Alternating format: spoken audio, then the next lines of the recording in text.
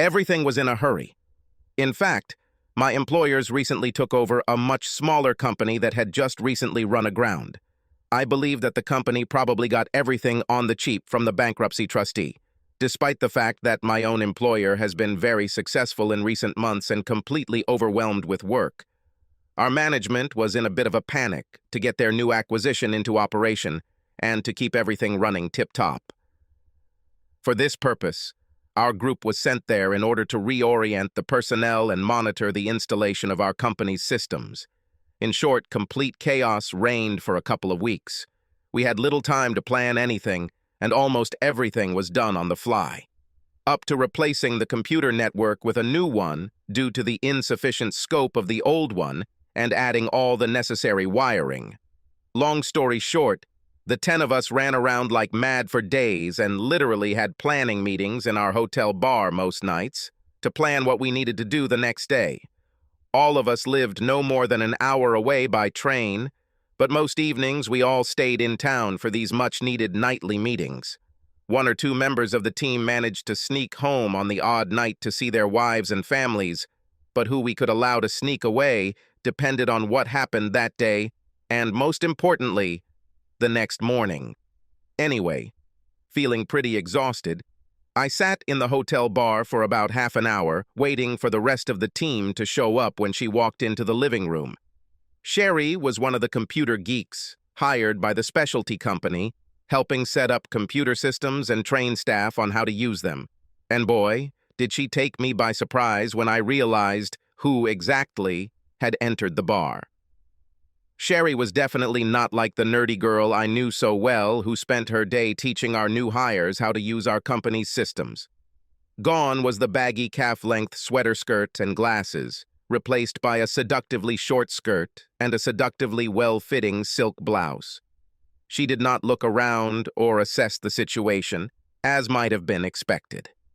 Sherry simply sat on the bar stool and ordered a drink. I decided that she was waiting for someone, and apparently, I was wondering which of my married colleagues was going to turn from the straight path onto the narrow path. Okay, I admit it. I bolted from behind my desk and very quickly slid onto the stool next to Sherry. "Hey, beautiful, what is a cute girl like you doing in a place like this?" I asked in the sexiest voice I could muster. Sherry turned to look in my direction, I guess intending to give me an angry look, and most likely tell me where I might go. But then she recognized me. "Oh God, Steve, stop being such a fool. What are you doing here?" She grinned. "I live here, Sherry," I said, motioning for the bartender to put her drink on my tab. "Hey, I asked you first anyway. Meeting John, one of those electrician guys, to go to dinner. He lives in the city and will pick me up here. I thought you computer worms were all staying in Conant." "Yes, but John doesn't need to know about that, does he?" She winked. "Besides, the fewer people who know I go on dates, the better. I don't date work colleagues from my own company. This leads to too many complications." "Oh, so that's why you hide your advantages in the office? I don't understand how I should perceive this." I think I'll take it as a compliment. "That's definitely a compliment, Sherry. About your appearance now, as you sit here, and about your skill as a camouflage expert in action. Lord, you're unrecognizable, girl. Poor John getting here will experience the greatest shock of his life." She smiled. "Most of the people I teach to work with our systems are men, Steve. Let's just say that they take instructions much better when they're staring at a monitor rather than trying to sneak a peek at my God-given assets." "Well, Steve, now you know the secret to my success in business." "Yes. It was damn unexpected when I realized that you were sitting here." "Oh, man, don't feed me this, Steve. I bet you've been watching my every move while I've been here, and that it took you more than a little time to look up at my face. Yes, it is true, I admit, and who could blame me? Sherry, you are a wonderful example of your gender. What a pity that you don't meet with your colleagues," I grinned. "Steve, you were always charming, even as a fan in the office. But remember, you don't work for the same employer as me, so technically we're not coworkers. What a charming idea, Sherry. Except for one fly in the ointment, I'm married. Damn, Just when I thought I was going to get lucky, she grinned. And yet, if you ever get tired of family life, you know my work number. We must have joked in this manner for about 20 minutes before Sherry's boyfriend finally appeared, and after he had recovered from the shock, they left together. I bought myself another drink and then went back to my table in the corner to wait for my colleagues. I don't know, probably 10 or 20 minutes later I went to the toilet. While I was there, another guy came. "Nice girl," he commented. "Sorry?" I asked, not entirely sure that I heard him correctly. It's always a little awkward when a complete stranger starts talking to you in the men's room. You just don't know what their motives are.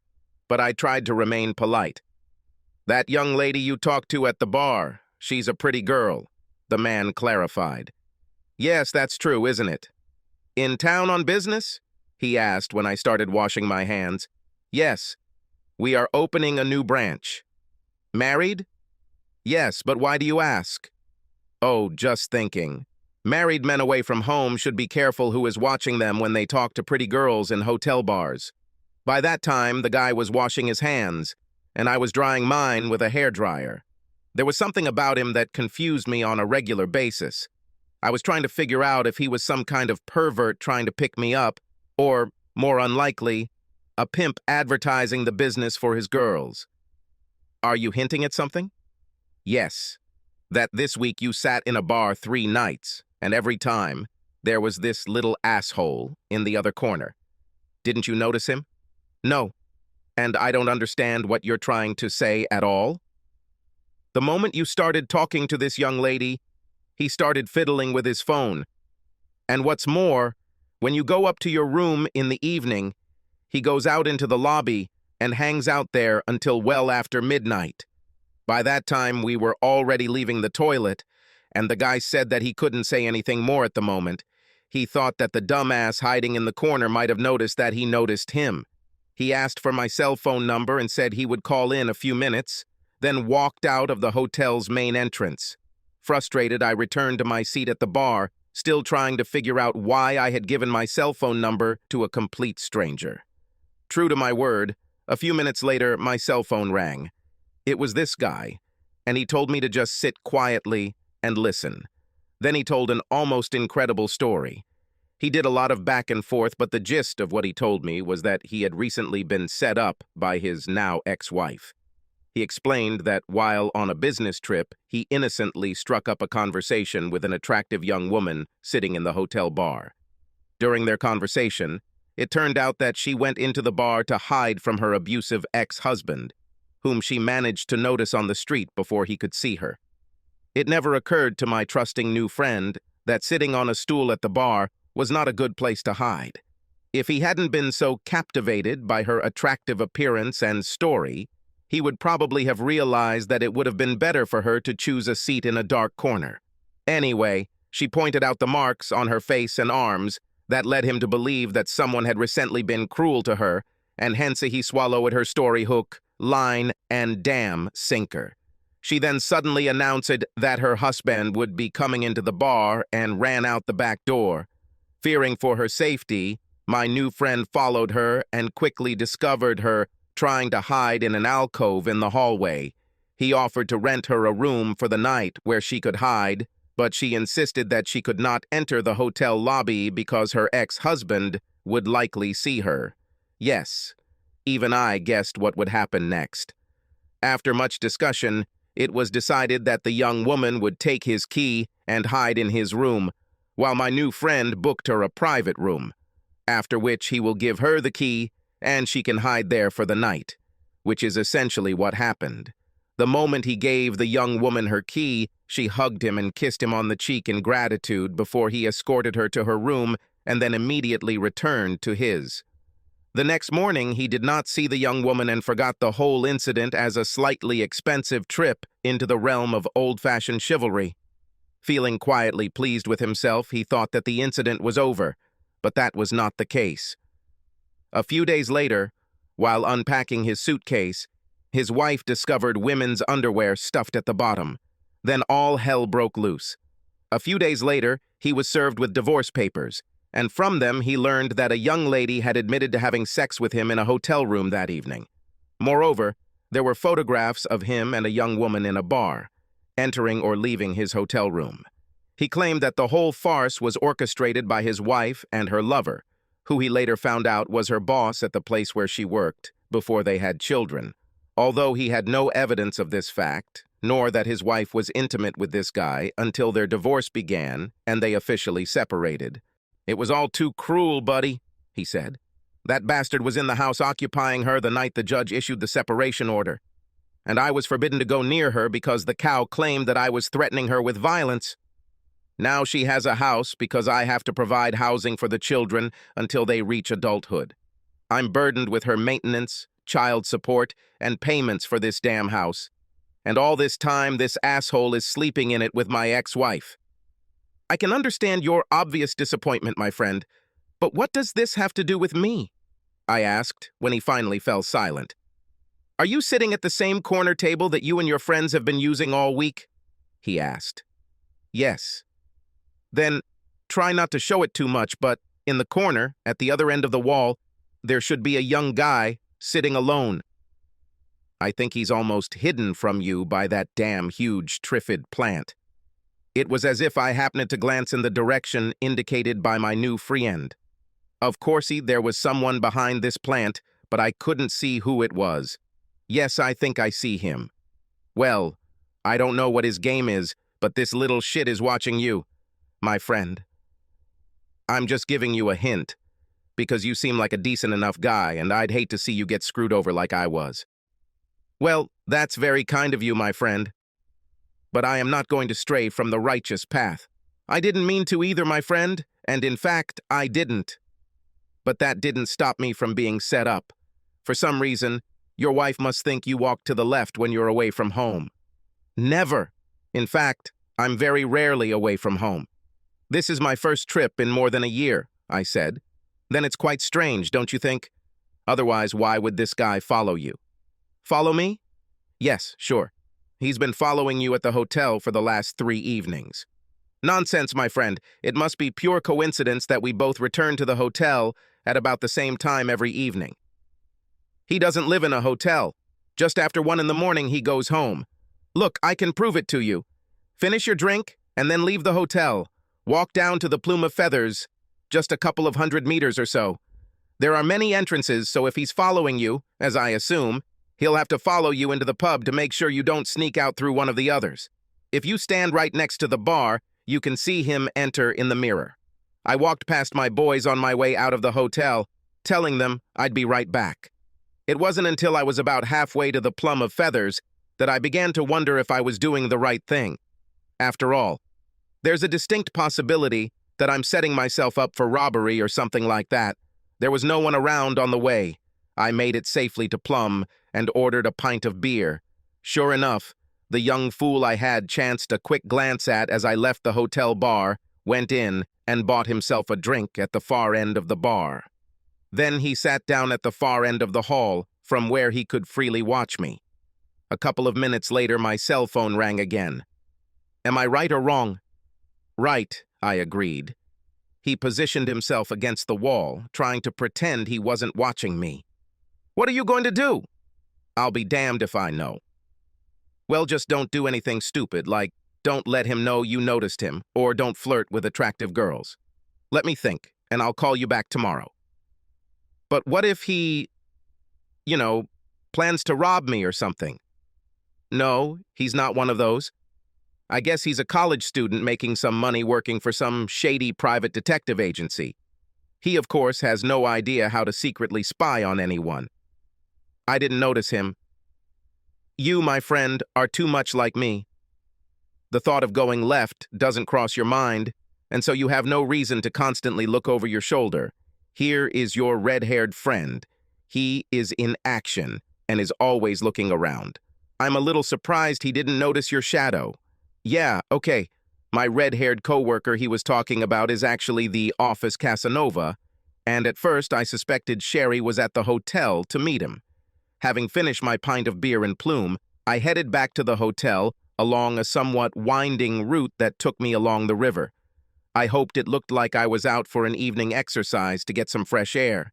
Returning to the hotel, the guys asked where I had disappeared, but did not insist on finding out. We then proceeded to review the office plans and discuss the expected work schedule for the next day. Later, leaving the bar and on the way to my room, I noticed out of the corner of my eye that someone was again hiding behind that damn plant. "Are you okay?" my new friend asked when he called me the next day. "Yeah, I'm fine. I still can't understand why this kid has to follow me."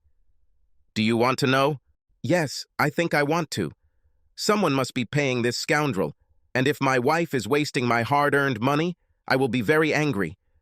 "Okay, leave it to me.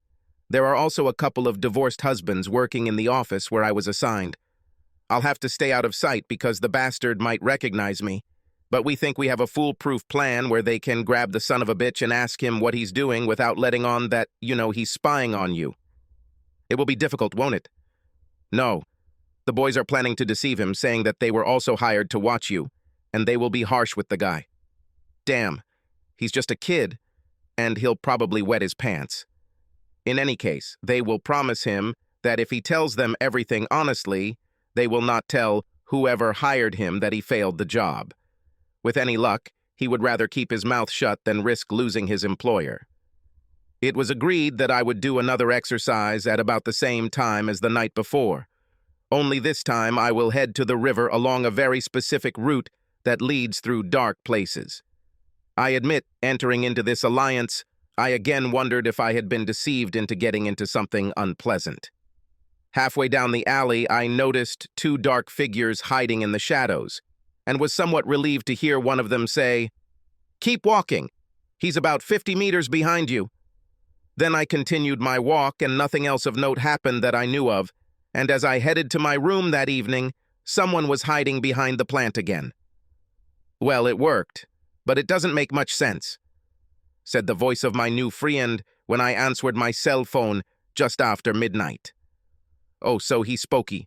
The boy spoke so lewdly that they couldn't shoot him up.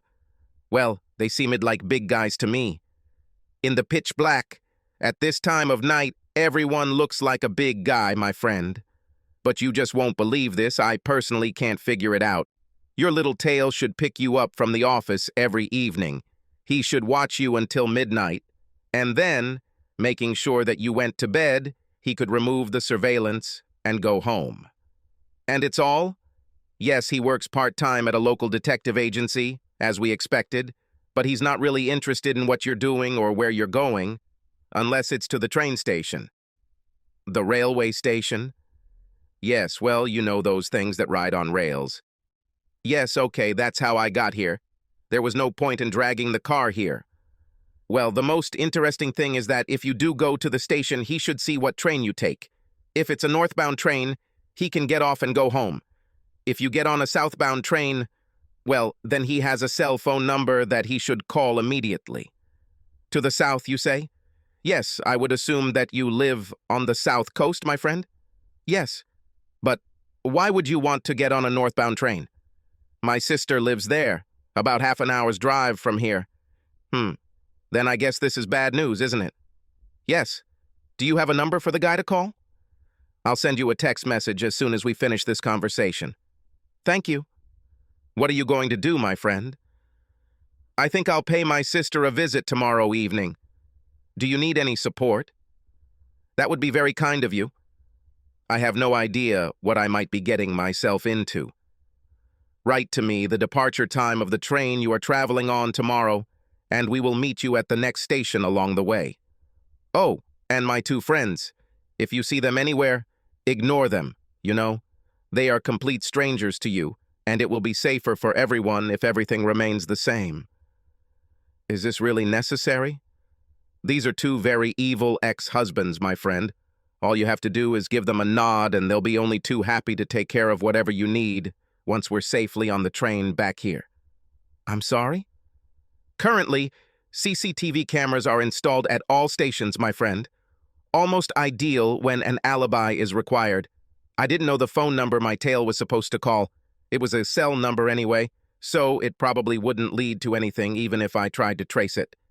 The next evening, having traveled one station north, I changed trains going south and joined my new friend one station from where I had started my journey. He reported that the young man watched my train depart north and then left the station, presumably to go to bed early. I saw no sign of the two large dark figures I had passed in the alley the previous evening, and my new friend made no mention of them.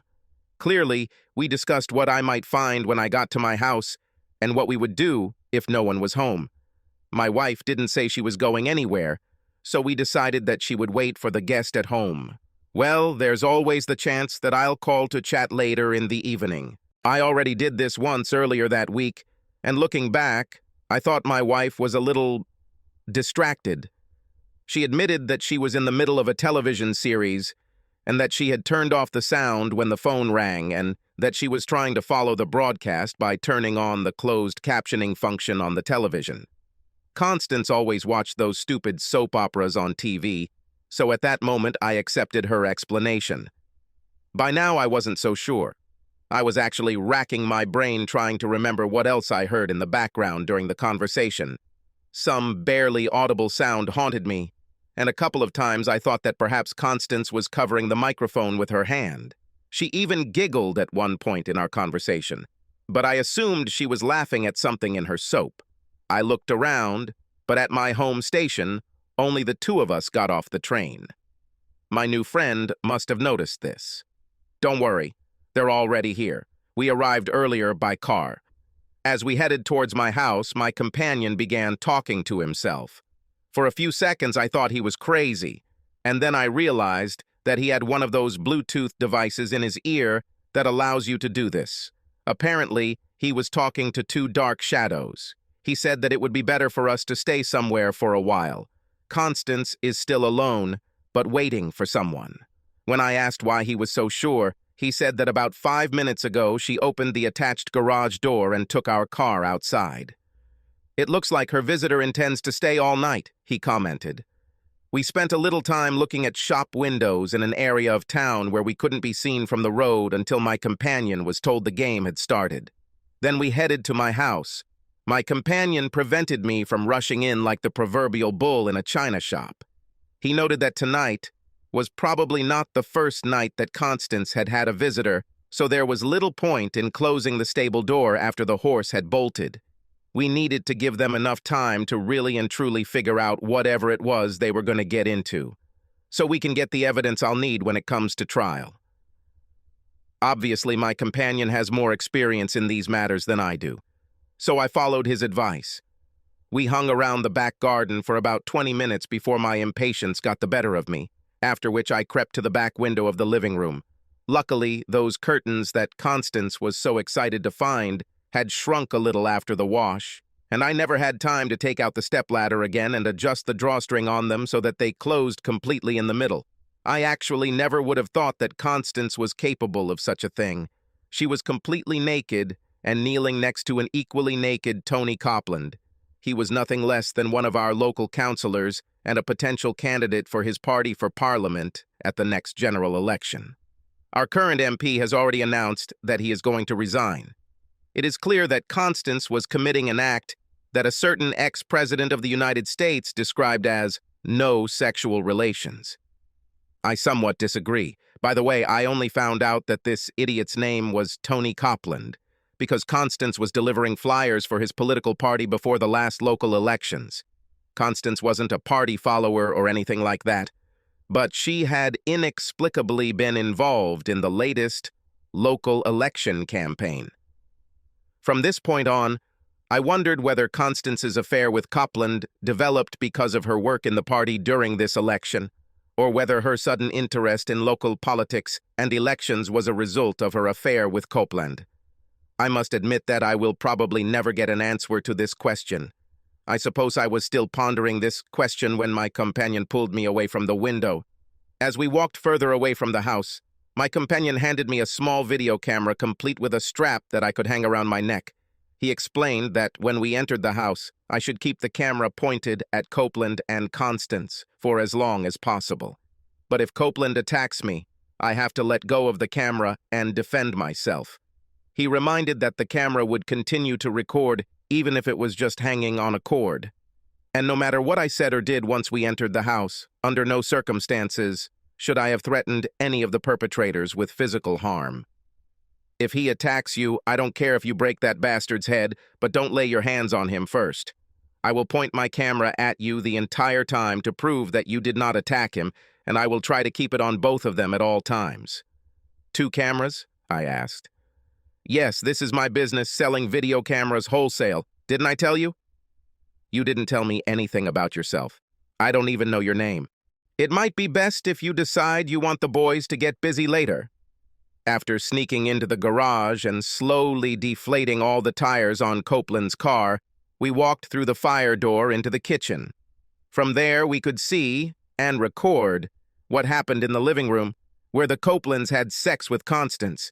It took all the influence of my companion to help me maintain my composure, not to burst into the room and kick his ass. How the hell Constance never noticed that we were standing there recording the scene is beyond me. Copeland said something to Constance about how he couldn't hold back any longer and started having sex with her as hard as he could. Somewhat strangely, I thought, Constance told him to slow down and seemed to conclude that he was hurting her by acting that way. Their conversation didn't really make much sense because Copeland punctuated almost every word he spoke with 2 words, "fucking bitch," while Constance kept saying, "Oh shit." Copeland had been doing this for several minutes when the cell phone on the coffee table rang. This made him stop having sex with Constance for a second and look at the ringing phone. After thinking a little, he rolled over the sofa, pulling Constance along with him so that she was on top, and ordered her to continue having sex, picking up the phone that was still ringing. Constance, much to my surprise, complied. In fact, I have to imagine that Constance is more pleased to be on top. Many times she performed in the same way on me. However, I could never remember her being so indifferent in this position. The strange thing was that by this point, Constance was looking into the mirror on the wall behind our sofa and almost directly into my companion's eyes and mine in our reflections in the damn thing. Only God knows where her thoughts were. Copeland put the phone to his ear and said, "Hello?" Then things started to get comical. I, of course, could only hear one side of the conversation. I have no idea what the caller was telling him, but I kinda got the point. "Where did you get this number?" demanded Copeland. "No, I don't have anything that I would like to make a statement about in any newspaper." "How dare you, young man? If you make such accusations in your newspaper, young man, I'll take your damn job away from you." Constance stopped moving and looked down at Copeland. She must have sensed something in his tone. Or maybe what the reporter was telling him suddenly put Copeland out of the mood to have sex, and it affected a certain part of his anatomy. "Listening here. I visited a local resident on official council business. Helping is part of my responsibilities as an advisor." "It's none of your business, young man. Her husband knows very well that I'm here tonight." At this point in Copeland's telephone conversation, Constance's gaze suddenly returned to the mirror on the wall, and an expression of horror appeared on her face. "Steve! Oh God, no! Steve!" she howled at the top of her voice. Constance's sudden scream caught Copeland by surprise, and he looked up at her. I can only assume that he realized that she was looking at her reflection in the mirror because he moved his upper body to the side so that he could see my companion and me.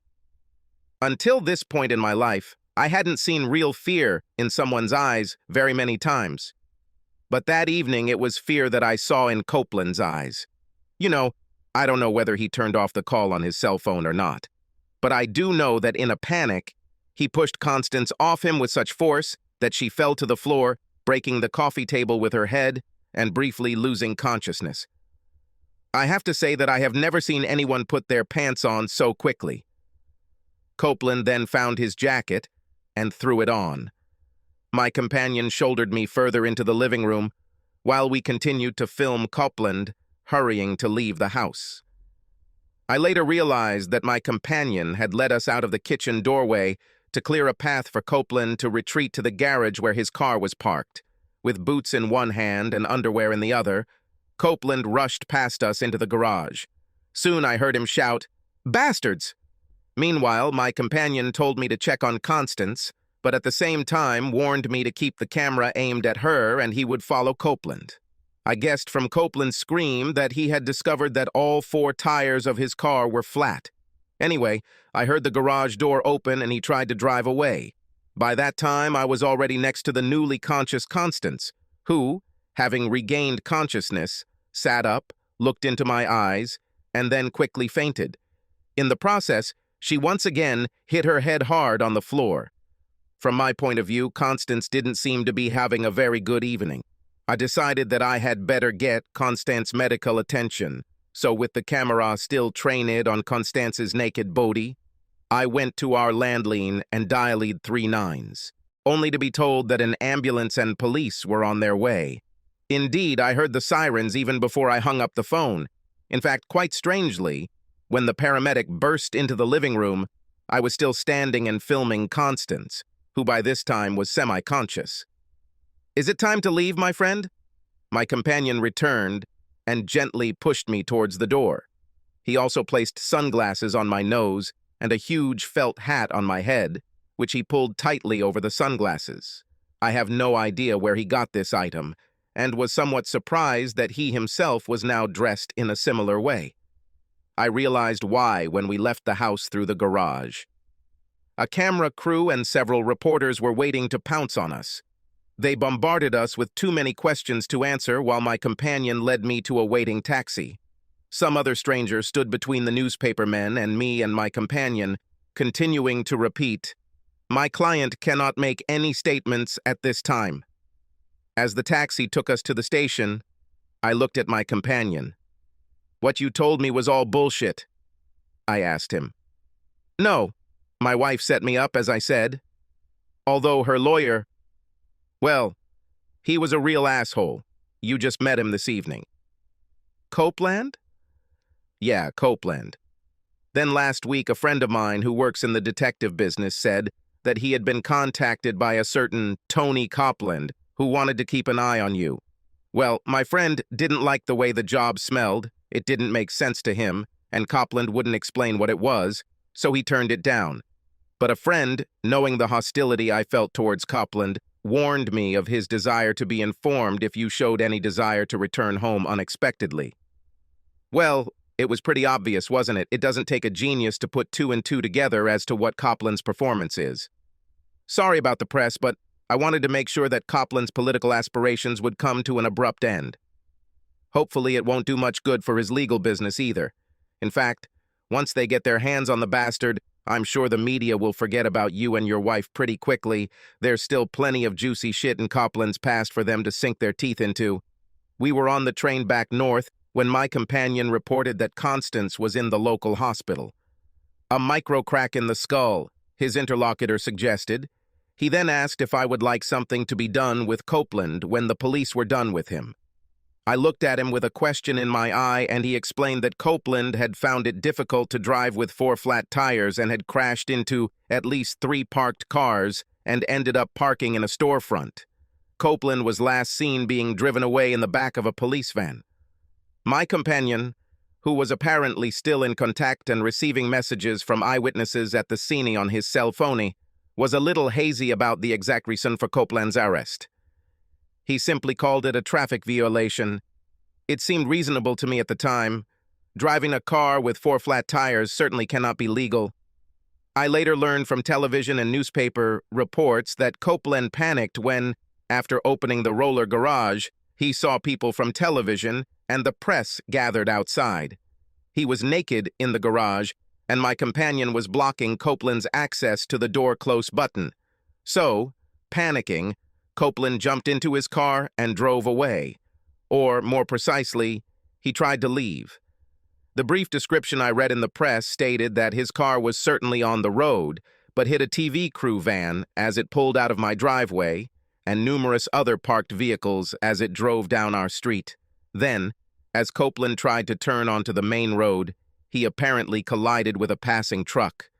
It turned out that the collision with a larger vehicle gave Copeland's car the momentum it needed to crash into the storefront. What a shame that our taxi went in a different direction that evening. I would really like to see the meat grinder with my own eyes. During our journey, my companion reported that this evening would probably be our last meeting. But he also said that if everything went according to plan, I would hear from him sometime in the future. He again apologized for the awkwardness with publicity, but said that he needed something spectacular that would set the dogs off the chain. Many months passed before I understood what he was talking about. I'll come back to this later. On one of the stages, when our train was crossing a bridge over the river, my companion threw the mobile phone he was using out of the window, telling me that I would no longer be able to contact him through it, like no one else. "Keep the video camera for yourself. I have a lot more." He grinned. "What about recording in the second?" "I'm sure you have enough of what you need on the chip in that camera, Steve. I have plans for these records, and I may have to stir the brew a little. But don't worry, your wife's face won't be in the newspapers." "Who cares?" I said.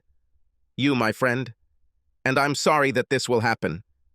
No man likes the idea of everyone knowing that his wife is a cheater who's been cheating behind his back for God knows how long. It's not good for our egos, my friend. I can assure you. Such is human nature." My companion got off the train a couple of stops before me. He shook my hand, apologized again for the publicity and any other consequences that might unintentionally arise in the future, and assured me that he would do everything possible to minimize them, but did not specify what he thought might happen. His last act was to give me a business card and tell me that it belonged to a lawyer who was near my house. He is a good person and you can trust him. I will have to use it for my divorce if I decide to go through with it, and for any other unforeseen circumstances. Then the train left the station, and I was never destined to meet him in person again. But still I received news from him in a roundabout way, and saw his face again. The night front desk attendant caught me as I was entering my hotel and handed me a package marked urgent. I took her with me to a bar where, to be honest, I planned to get really drunk. Who wouldn't do this under such and such circumstances? When I tore the wrapping paper off the package at the bar, I discovered that it contained the packaging box for the small video camera that was now in my pocket and a printed note. Basically, the note told me not to get drunk. I had to go to my room and make at least one copy of the file from the camera's memory card on my laptop, and then several more on whatever media I had on hand. I was also suggested not to keep all the copies made and the original in the same place. After drinking the scotch I ordered and another glass on top, I did as the note instructed, burning one copy of the file to a DVD, which I then took out and put in the hotel safe. At the same time, I sent the second one to my sister. I was only able to make 2 copies because I only had a couple of blank DVDs and CDs in my laptop case. I suppose it was morbid curiosity that made me watch the show again before I put my head down and tried to get some sleep. However, he was not entirely successful in this regard. God only knows what I looked like the next day, but everyone in the office tried to stay away from me if they could. Around noon, 2 plainclothes police officers came to the office, wanting to have a quiet conversation with me. I took them to an empty office where we were alone for a while. They explained that there was a slight disagreement over how Constance, who claimed to have no memory of the previous evening, suffered a skull fracture, even though it was only a hairline fracture. From the way they spoke, I gathered that someone had suggested that I had been rather cruel the last time he saw Constance and me together. Of course, they didn't say who made the claim, but it wasn't hard for me to guess. They refused to confirm or deny that it was Copeland. It took me a little while to find the right moment in the recording, and I asked if they would like a copy. They actually asked for the original recording, but I said I wasn't going to let the thing out of my possession. They finally accepted the copy I made while they were waiting on a DVD I swiped from one of the computer guys. While my laptop was doing its thing with the DVD, I arranged for one of the girls to bring us some tea and the officers, and I sort of struck up a friendly conversation about the previous few days. That is, if you can ever have a friendly conversation with the police officer on duty. They showed great interest in my mysterious friend. But I think it was just curiosity on their part. The videotape proved that he had not harmed Constance either. In fact, the officers were wondering if there was any possibility of pressing charges against Copeland, since he was the one who had alienated Constance quite badly. They said they would ask the Crown Prosecution Service people to look into it thoroughly. I think they were just mildly interested in who had a grudge against Copeland and why. They said I should be careful and suggested that Copeland was a fairly powerful lawyer. At the same time, as if to draw the line, they had reason to suspect that Copeland did not entirely comply with elementary ethical standards in all his actions. You mean, for example, in sex with other people's wives? I noticed. Oh, and a lot of other things, Steve. We just can't deal with this bastard. Let's just say that, unofficially, he is on many police lists of persons of interest. But if you don't mind me saying that you seem to be taking things a little lightly, Steve. What else am I supposed to do, officer? Lose my temper and start beating my chest? If I had behaved the way you thought you expected me to, wouldn't you now be leading me to your car in handcuffs? I asked. Yes, Steve, I think that would be the case. The officer smiled in response. In my experience, officer, once the goulash has been dropped and all the shit is falling on you, the best thing you can do is laugh, or at least try to do so. It actually confuses the minds of those who would wish you misfortune. Both officers laughed and then shook my hand as they left. Later that day, I went out to find a working phone booth and called the lawyer my friend suggested. He was waiting for my call and simply asked if I was going to get a divorce right away. When I said that I had few alternatives, if I wanted to be able to hold my head high in public in the future, he simply said he would sort it out and then asked if he could send one of his employees to visit me later that day. She needed to take all the information about Constance and me. I asked if I should write the woman a check to reserve his services, but he advised that that had already been taken care of. Don't ask why, Steve, but you will never receive a bill for my services. Someone we've both met intends to put the cost of all of this on Copeland. You know, he comes from a very wealthy family and he's made a lot of money himself, just not all of it strictly legal. That evening, the whole group was waiting for me at the bar, apparently hoping that I had calmed down enough to be ready to talk about the previous evening. Oh, by then they had all already looked through the afternoon papers. I found it funny that since the morning I had not seen any of the newspapers of that day scattered around the offices. I gave them the short version that I went into the house and found Constance cheating with Tony Copeland. They asked about everything that was covered in the press, but I denied that I knew anything about how it all happened. Hey, it was true, I really had no idea about anything. It was probably about 9 in the evening when my new lawyer, extremely attractive but also very efficient, I don't know if she was a partner or an assistant, arrived at the hotel to see me. We went to the hotel library to talk privately. The first thing Miss Clarkson told me was that she had already spoken to Constance and advised her to find a lawyer herself as soon as she was discharged from the hospital. It is much easier for your own lawyer to explain to the client that he has nothing to rely on. Do you know that your wife doesn't want a divorce? I know. Now look at all these text messages and voicemails she sent me today. I answered, showing her my mobile phone. Did she try to call you? Yes, but I'm pretty busy here. I suspect that this is exactly what he and Copeland were counting on. That's about it. Copeland had apparently been hunting her for some time. She claims he only succeeded this week, but, well, in my experience, people tend to be sparing with the truth when it suits them. Well, he would hardly have agreed to have someone follow my movements if he had no reason to believe that he had the opportunity to sleep with Constance. Steve, Miss Clarkson, everyone knows me as Steve. Very good, Steve. But I'm afraid I'm Miss Clarkson to everyone except my fiancé. I imagine he must be very handsome.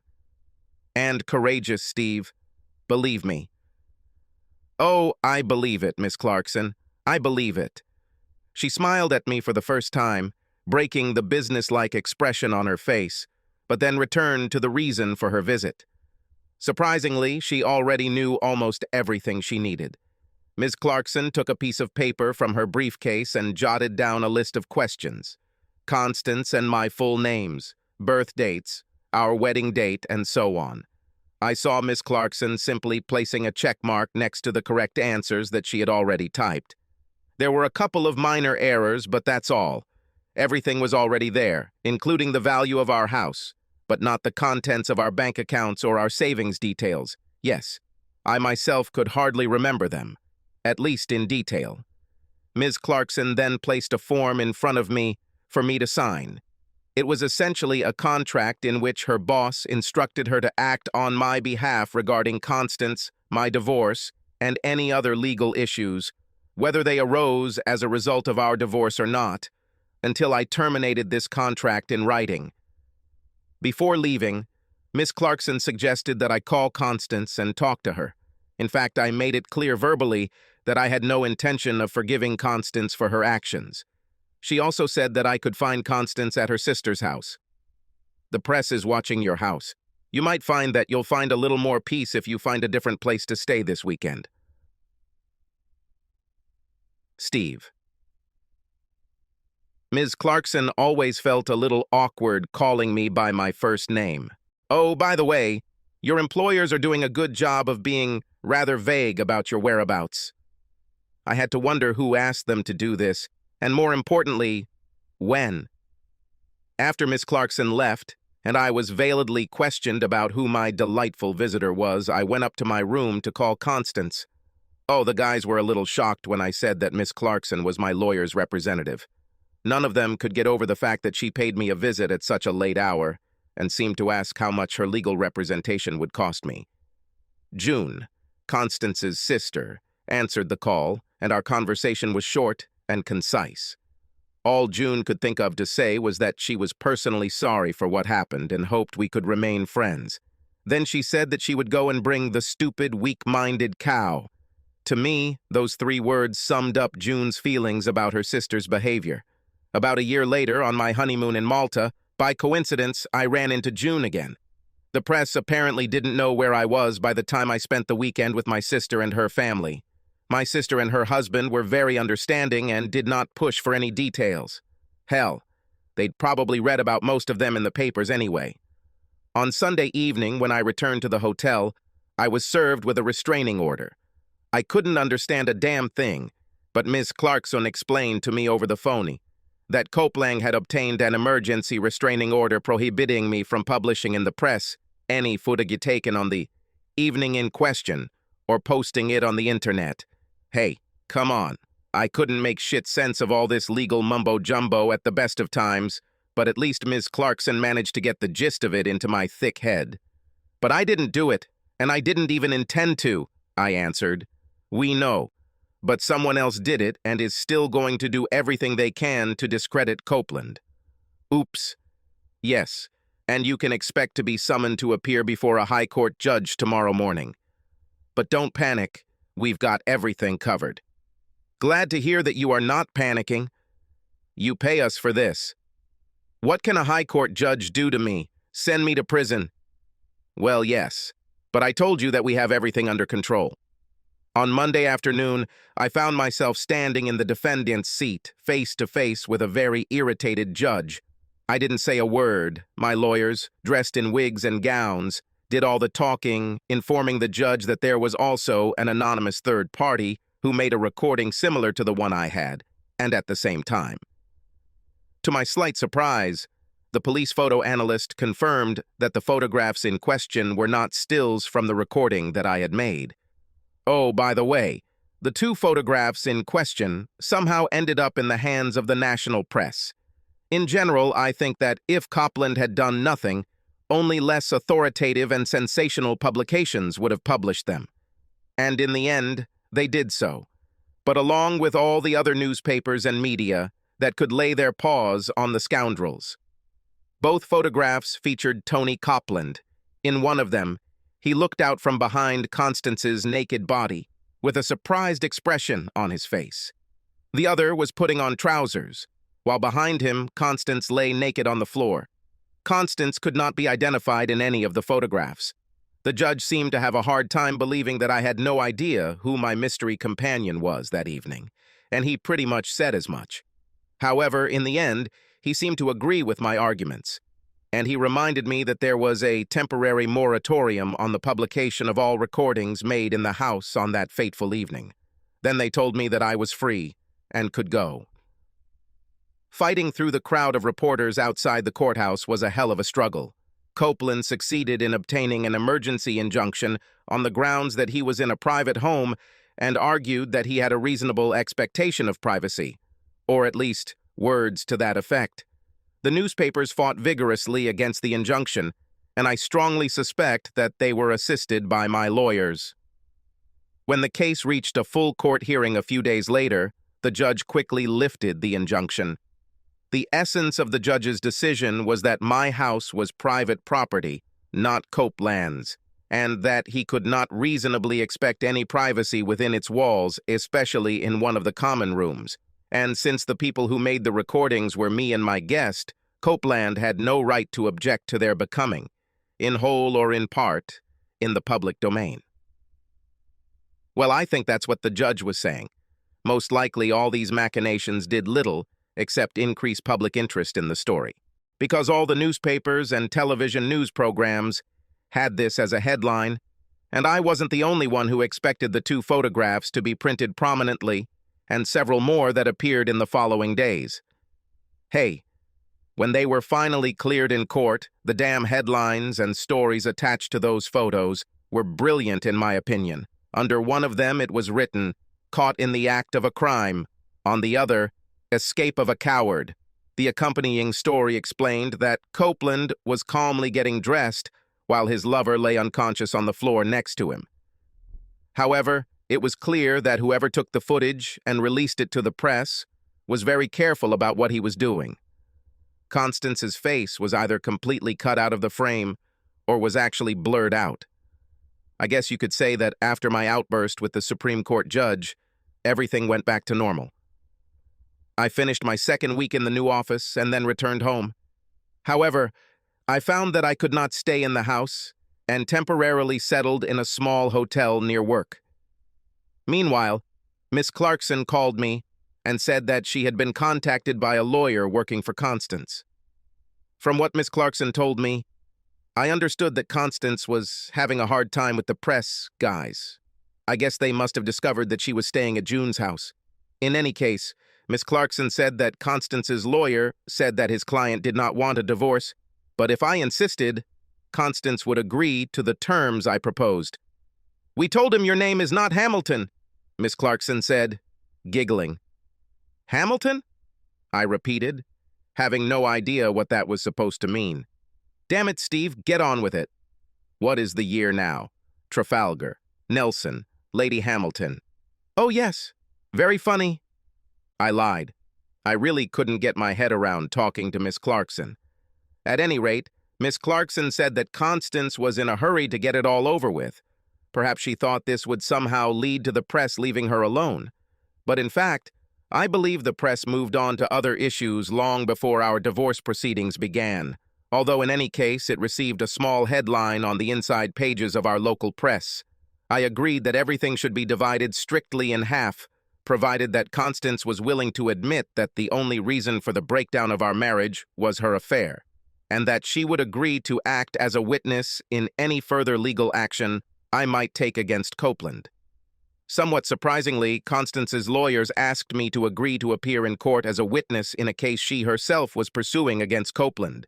This confused me until Miss Clarkson advised that it was likely a personal injury claim, and that a video of the event, a copy of which had already been sent to Constance's lawyer, would probably be enough for Copeland to settle the case out of court. Okay. I guess he did because I never heard about it again. The house sold very quickly. Well, the market was very good then. Constance came by to pick up the few things she needed, and I put the rest in storage until I found another house I liked. But I didn't really bother looking for it. Life in a hotel may not seem like much fun, but you get used to it. There's less work, no cooking or anything, and it's cheaper than paying a mortgage. Hey, I even had free parking right downtown. Sometimes strange reporters would track me down, and I would even be willing to talk to them. Either way, they didn't really seem interested in Constance or me. Everyone asked me what I really knew about my mystery friend. I'm afraid I couldn't tell them anything, but a couple of them, with whom I got on well, and who told me in confidence that they thought there was something about Copland that had not yet been revealed, and that they thought it must surely concern my mysterious friend. Well, I handed their business cards to Miss Clarkson, although by that time she claimed that she also knew nothing about this man personally. It didn't quite line up with some of the comments she'd made to me earlier when we were dating, but she did use the words, "no, personally." I don't know, maybe 2 or even 3 months have passed since that fateful evening. It doesn't really matter. Anyway, one day I was sitting at my desk, staring at my computer screen as usual, when the desk shook and someone sat on it. I looked to my left and saw a pair of knees covered in gray flannel. Looking further to the left, I noticed that the flannel fabric stretched almost all the way to the pair of Nike sneakers. Looking up again, I came to my senses and saw an oversized blue jumper topped with a shock of ash blonde hair and a pair of giant black horn-rimmed glasses. "Hi, handsome. What's a nice gentleman like you doing in a place like this?" Sherry asked. "Hi, Sherry. Long time no see. What are you doing in this wilderness?" I answered. Sherry explained that our company had become one of her employer's largest clients and she was assigned to visit us one day a month. Literally to hang out and chat with real workers in various departments, just to see if there was a need for any changes to the program that could make their life easier. "So, what can I do for you?" "I'm happy with everything I have." "Yes, you would be the first to tell them upstairs if something didn't suit you." "No, Steve, I'm here to collect your debt." I have no idea what expression crossed my face, but it caused Sherry to giggle. "Hey, handsome, you owe me dinner." "Must?" "Yes, I definitely should. You said you couldn't invite me to dinner because you were a married man, and from what I read in the papers, it's as if you're not married anymore." "Did I say that?" "Well, not in many words, but that was the gist of what you said in the hotel bar that evening." "Was that what happened?" By this time, I was trying to keep the confused expression on my face. "Come on, Steve, stop fooling around." I can't remember what you said to me that night." "Steve, okay, beauty, I haven't gone anywhere for weeks. It could do me good." "Where do you want to go?" "Oh, nothing special. I have to catch the train home just after 9. This is disappointing." "Dinner," I said. "Steve, behave yourself." "Damn it, why do you beauties always say that?" "I'll be in the waiting room when you're done," she grinned. Then she slid off my desk and left the department. As before, Sherry's transformation was amazing. When I got off the elevator, there was no one who wasn't looking at her. God, I don't think any man who walked through the waiting room while she was waiting for me could have missed her, and most likely would have wanted her waiting for him. The 2 guards she spoke to were clearly fascinated by Sherry. As I came closer, she moved away from them and took my arm. "Where are we going?" she asked. "First, to my hotel. I have to change clothes." "There's no time, handsome. We have less than 4 hours. My train leaves at 9. "But—" "No buts, Steve. We have a lot to talk about." I agreed, and accompanied by one of the guards, who insisted on carrying Sherry's briefcase, we headed to my car. Sherry's briefcase were stowed in the trunk, along with mine, and I drove us to an inn not far from town, where I knew food was served all day. We talked a bit and had a leisurely dinner. Sherry did not so much demand as invite me to relieve my soul and speak out. I don't know how it was with Sherry, but I felt that I could talk to her, and I instinctively knew that what I said would not become common knowledge the next day. When I spoke up, Sherry caught me off guard by going on the attack and telling me why she had cheated me out of dinner. "Steve, you have to do something about yourself, my friend. All the female staff in the office say that you are not the cheerful guy you used to be. Keep in mind, they all admit that, under the circumstances, they can't blame you. But honestly, they'd like to see some sign that you still have the same Steve in you." "I don't understand you, Sherry." "Yes, I don't think you see it yourself. Steve, you were always fun to work with. Even I knew it when we worked on the same projects. 4 or 5 times. But even then, we never worked closely together. You see, in your company for a long time, it was almost a standard procedure for all women to report their problems with men to good old Steve from the logistics and planning department. And from what I've heard, some guys have also turned to you for advice about their wives and girlfriends." "Did they do that?" "This is news to me. In any case, even if they did, I no longer have what you might call a good track record in marital relationships, do I?" "Nonsense, Steve. The reason everyone came to you was because you showed them how to laugh." "Well, at least look at things from a funny side and laugh at them." Apparently you were an ace when it came to advising girls about birthday and Christmas gifts for their men, and you advised them to immediately get rid of the hopeless or bad ones and suggested ways to get rid of them. Did you know, for example, that completely unofficially, the girls from the HR department tell the new girls that if they have any problems with anyone from the office who turns out to be a gigolo and they do not want to file a formal complaint, then they should find and talk to you? This is news to me, but I can remember. Yes, I suspect you can. But Steve, now everyone is afraid to say two words to you. They say you walk around the office like a bear with a sore head. They miss the old Steve, with whom they could laugh and joke together. Look, we all understand that you're upset, but living in this damn hotel and never going out, well, it's just not right, at least for you. You need to get out and, well, start dating again. The office is full of eligible women. Oh, Sherry, I think I understand what you're talking about. But weren't you the one who told me that dating coworkers is a bad idea? Besides, we went out today, didn't we? Yes, we went out to dinner, and I invited you to it. Remember? Yes, but who pays in the end? I smiled back at her. Do you see? This is the Steve that the girls in the office miss. A guy who sees the funny side in everything. Even if I'm going to order the most expensive dessert they have on the menu here. Sherry smiled back at me.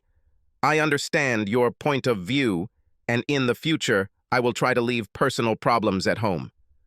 Do something better, Steve. Find yourself a nice apartment or something and go out in the evenings. Even take the risk of asking out some eligible women from the office. Look, I stay away from my work colleagues because, well, sometimes I can look a little cheap when I dress up to go out and have fun. Some Romeos will take this the wrong way and think I'm easy to get. I'm sure you understand what I mean? And as I've told you before, trying to teach the average man how to use a computer program while he's staring at my cleavage usually isn't very successful. I was convinced of this from my own experience. I, of course, objected to Sherry, saying that she could never look cheap, and we both smiled at each other. Then Sherry ordered her dessert. By the way, not the most expensive on the menu. Oddly enough, after that, we talked about Sherry's life and aspirations. I found out that she was 22 years old. To be honest, I always thought she was about 19, which was a little stupid of me. I first met Sherry when we opened the office in Wales, about 18 months ago, and she knew her stuff then. For some reason, maybe the way she dressed, I somehow thought of her as a perpetual teenager. The first time I saw Sherry dressed to go out was the night I was talking about, when she was meeting that young electrician guy in the hotel bar. I drove Sherry to the station so she could catch her train, and she thanked me for the good food and enjoyable evening. Then, getting on the train, she said that someday we will have to do this again. I guess I had to agree with her. The next day at the office, I tried my best to put a smile on my face when I remembered this. And, it must have worked. I noticed that after about a day, people no longer left the tea room as soon as I walked through the threshold, and the people who avoided my table from then on, well, they didn't do that anymore and stopped often to pass the time. That same lunch break, I visited several real estate agents and received a list of furnished apartments for rent locally. I think I was still a little shy about the purchase, and if living in an apartment on my own doesn't work out, I can always go back to the hotel again. Well, I guess that was the thought in the back of my mind. That Thursday, I received an interesting call from Miss Clarkson. How do you like $250,000, Steve? Those were the first words she said to me. Sorry, I didn't get it, Miss Clarkson. Copeland, he's obviously not happy with all the press coverage he's getting. This man has something to hide. Either way, things are quiet in the press, and we thought it would be a good time to hint that an alienation of affection case might be on the table soon. I suspect that Constance's legal advisors also made some threats, but I can't know for sure. Be that as it may, Copland's men returned with an offer of $50,000 for us to fall behind. We discussed this, and now their offer has increased to $250,000. We could even squeeze another 25 or so out of these bastards if we pin them against the wall. Go ahead, Miss Clarkson, take everything you can from this bastard, every last penny. But it is preferable to settle it out of court. Constance is not my favorite person in the world at the moment, but the fact that I embarrassed her in court is not something that doesn't affect me at all. Very good, Steve. The press will probably get to it anyway, but you know how it works. The amount must remain secret, which is almost as good as Copland's admission that yeah, okay. For a moment, I was going to use your definition of him. Less than a week later, Miss Clarkson announced that I would be £300,000 richer as soon as I signed where indicated. I went straight to them and left my signature. While I was doing this, Miss Clarkson hinted that Constance might soon buy herself a new house and would probably pay for it in cash. Miss Clarkson was still not sure what grounds Constance had used to frame Copeland, but she suspected it was probably her injuries. A week or so later, I actually moved into a pretty decent apartment. It was further away from my office but had free parking, which was expensive in the area. The apartment was a one-bedroom apartment with a beautiful, large, living, dining area and a surprisingly spacious, well-equipped kitchenette. The bathroom had a washer and dryer, but it was large enough to barely notice them.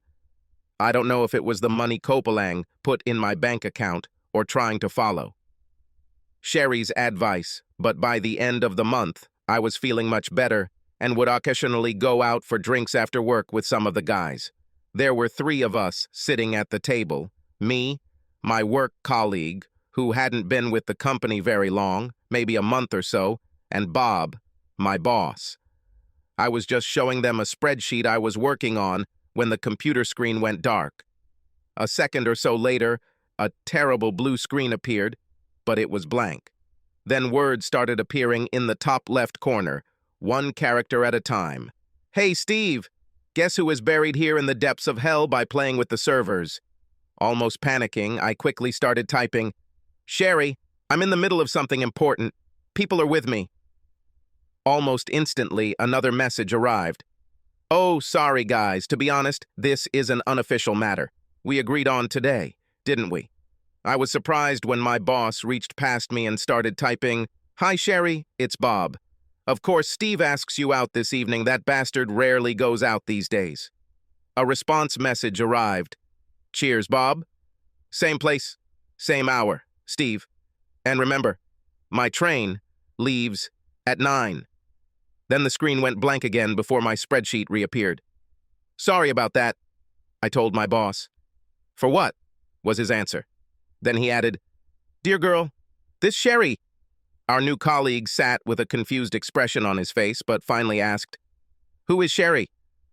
"Someone slightly closer to your age than mine," I answered him. "Come on, Steve," Bob said. "She suits you very well. Lord, you need someone to spice up your life a little." "Bob, I'm 12 years older than her." "Well, what is 12 years between friends? Jesus, buddy, your mind is too focused on numbers." After that, we went back to doing the calculations in my spreadsheet. By making small changes here and there and figuring out what effect they will have on the end result. I guess it must have been about half an hour when the spreadsheet disappeared again. And another message appeared. "Sorry, Steve. Do I need a companion for lunch today? He'll meet you in the waiting room at 12, Bob typed. "Thanks, Bob," came the response, and then my spreadsheet reappeared. "Will I meet?" I asked Bob, probably annoyed that he had twice made an appointment on my behalf. "Of course you will meet. This is a request for help, but have you ever refused a lady?" No matter who asked, the old Steve would have said yes. Have I really changed that much? No more than could be expected under the circumstances, my friend. But lately we've seen the old Steve slowly come back. Now let's get into these numbers. I quickly realized why Sherry invited me to lunch. She had a colleague, an admirer, I suppose. He was, of course, furious that I had ruined his plans during their lunch break. I would say that he was also disappointed to learn that Sherry and I were having dinner together that evening, and therefore she would not be riding back on the same train with him. Sherry did a good job of keeping her distance from her coworker. To be honest, I was surprised that he didn't realize it, but perhaps he thought too much of himself and his charms, as some young men tend to do. Later that day, I went into the depths where the company's servers live and spoke quietly with him when Sherry wasn't around. As I walked back to my floor, it occurred to me that It had been a long time since I had been forced to have a conversation like this with any of the gigolos in the building. Sherry, when I met her in the reception area, still looked as delightful as she always did after hours. That evening, another guard considered it an honor to carry her briefcase to my car. Sherry said that this coworker was new to her company, but had known her from college, or rather was fully aware of what Sherry looked like in civilian clothes, as she liked to call it. She also thanked me for everything I said to him that afternoon. That evening, we, or rather Sherry, did a little shopping before grabbing a quick bite at a fast food joint. After walking through all those damn clothing stores, I was feeling pretty exhausted as I put Sherry on her train. Do women really need to try on every piece of clothing that catches their eye? Mind you, I loved watching Sherry come out of the locker room to ask how she looked in what seemed to be shorter and shorter skirts each time. You know, guys, there comes a time when you just have to take the bull by the horns and say that the skirt borders on obscene. So what do women do then? They buy this darkness. You know, if I had figured this out a little earlier, I wouldn't have been so hungry when we finally walked into that fast food place. Over the next 6 months, my divorce became final and I sort of got used to living on my own.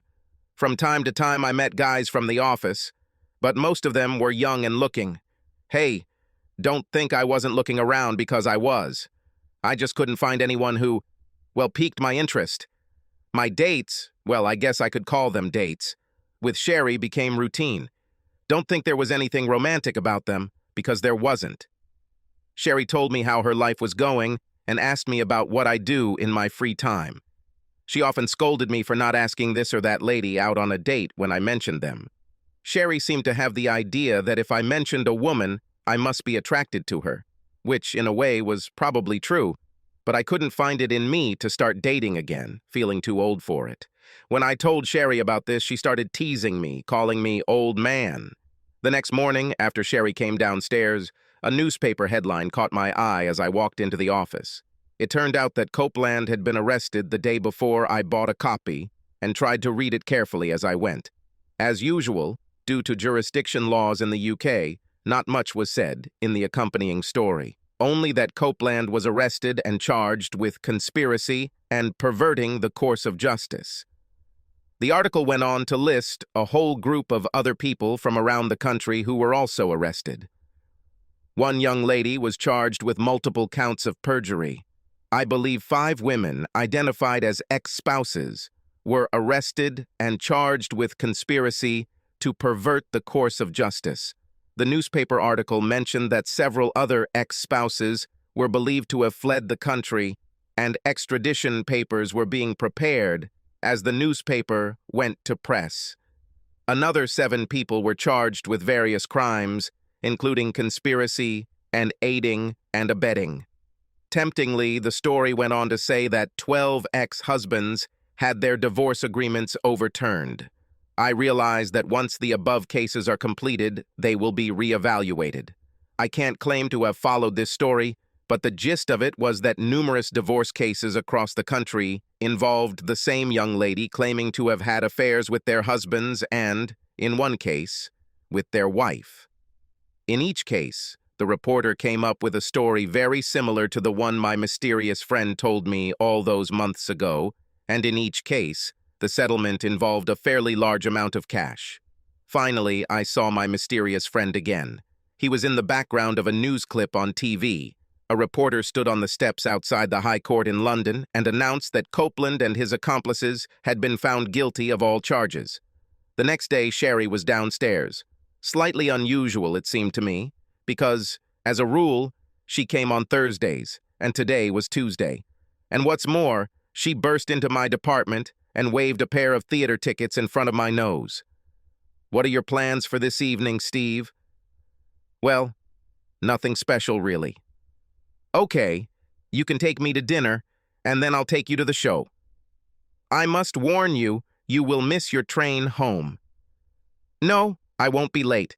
There is one that leaves just after midnight. I will sit on it instead of what I was before." Then, after a few seconds, she added, "The last bus will leave, but my dad will pick me up from the station. The dinner was good, and the show was good." Overall, the evening was great until we got to the station. We both looked at the departure screen, and there were no northbound trains until 5 in the morning. Sherry walked over to the schedule and cursed. She was mistaken. All the earlier trains left a few minutes after each hour, and the last one, for some reason, left at 10 minutes to 12. "Damn," she said. "I'll have to stay here overnight." "I'll call my old hotel and see if they have a room," I suggested. "Oh, don't be stupid, Steve.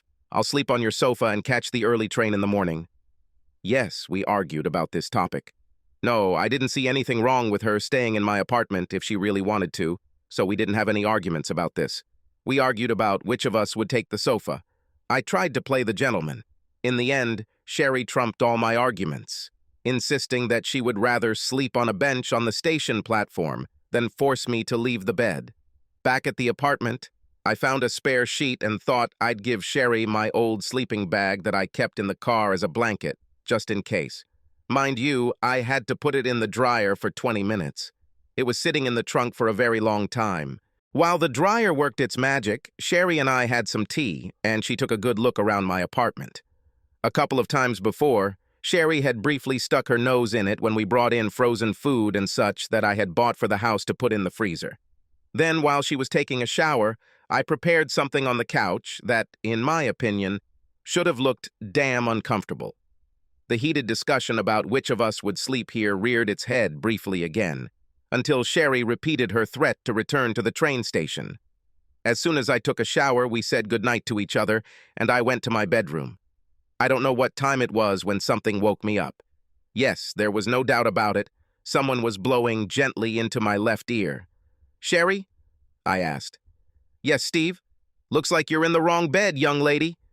Are you objecting, old man, or are you simply stating a fact?" "I'm stating a fact, I guess." "Fine. But, Sherry?" "Steve, if you say one word about the 12-year age difference between us, well, we're not going to start our married life without arguing, are we?" "Married life." "Yes, now come on, show what the old man is capable of." I wasn't surprised when Sherry didn't rush to the train first thing that morning, finally realizing that she'd set me up pretty effectively. On the way to the office, Sherry explained that she had been traveling by train for 4 days to train new employees in the accounting department. In fact, she didn't go home until Sunday evening that week. And she also said that her company had a vacancy for someone to work almost permanently in my company. Of course, not full-time, only 3 days a week, and it will be very flexible.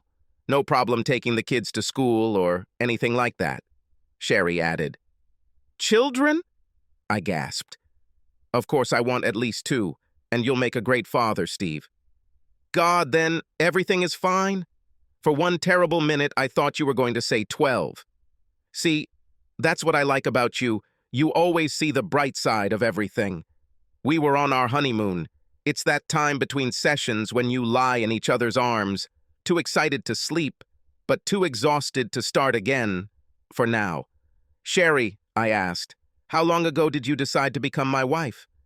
"Good question, old man. I guess you could tell when I saw the headlines about your first wife and that Copland guy."